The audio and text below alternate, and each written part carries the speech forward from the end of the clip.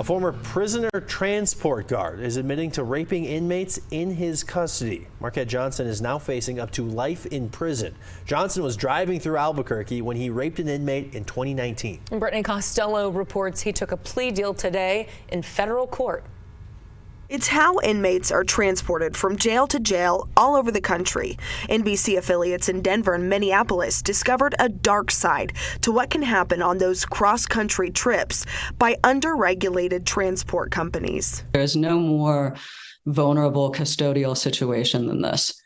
There's, nobody else watching. They are mobile. It's a terrifying thing to think about being in that situation. There was just nobody for her to turn to. Marquette Johnson was working as a transport guard for Inmate Services Corporation in 2019.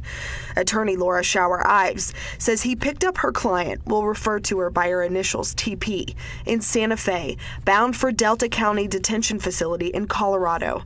But at a rest stop near MDC in Albuquerque, TP says Johnson raped her, threatening her with his gun. These companies, they are underregulated. They aren't even meeting the bare minimum standards that we set for jails.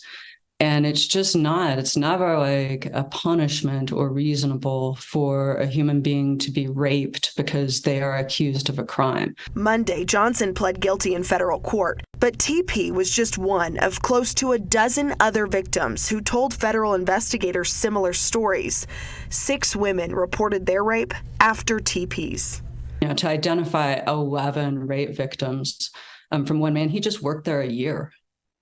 He was doing this all the time. The plea sets a sentencing range of 27 to 30 years in prison, but it also means Johnson will not face additional charges for those other victims. Still, Schauer-Ives says it's a win.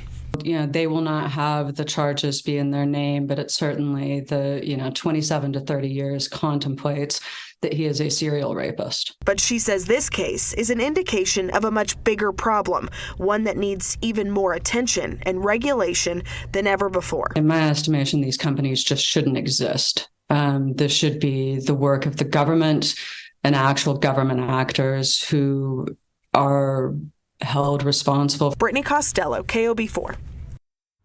Schauer-Ives says her client is still owed $6 million as a result of her civil lawsuit against Johnson and the company where he worked.